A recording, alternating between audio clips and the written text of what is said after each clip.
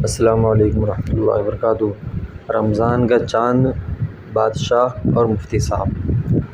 سلطان ملک شاہ سلجوقی اپنے دارالسلطنت نیشابور میں مقیم تھا۔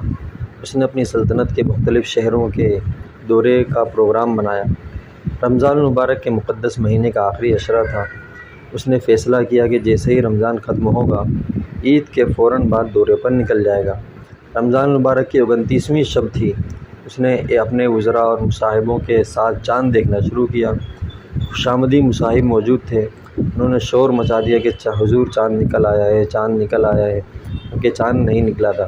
سلطان نے خود چاند نہیں دیکھا اور نہ کسی اور ذمہ دار نے دیکھا، لیکن بادشاہ کی مرضی اور اس کا خیال معلوم کر کے سب نے اس کو رؤیت ہلال کا یقین دلا دیا اور حکم ہو گیا کہ کل عید ہے۔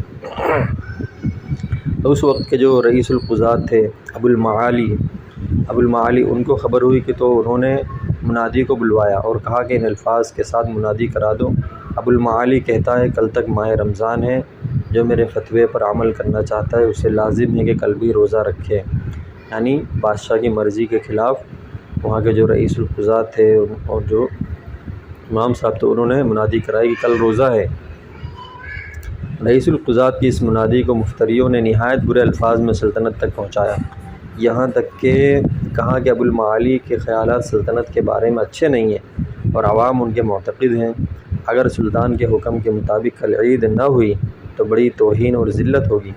سلطان طبیعت کا برا نہیں تھا، اس لیے اس نے قاضی القضات کی منادی ناگوار گزرنے کے باوجود اس نے حکم دیا کہ ان کو عزت اور احترام کے ساتھ میرے پاس لاؤ۔ فتنہ پردازوں نے پھر کہا کہ جو سلطان کے حکم کی عزت نہ کرے وہ قابل احترام نہیں ہے۔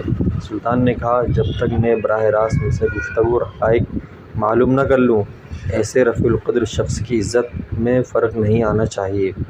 قاضی صاحب کو جب شاہی پیغام پہنچا تو اس خیال سے کہ درباری لباس پہننے سے دیر نہ ہو جائے اور حاسدین اللہ جانے دربار میں کس پیرائے میں میرے تاخیر بیان کریں، جیسے کپڑے پہنے ہوئے تھے اسی طرح اٹھ کر کھڑے ہوئے۔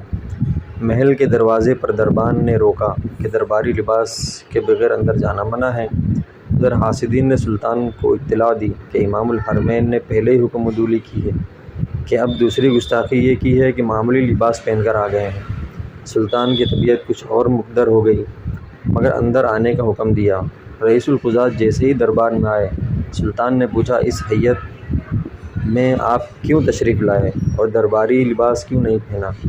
قاضی صاحب نے کہا، اے سلطان، میں اس وقت جس لباس میں ہوں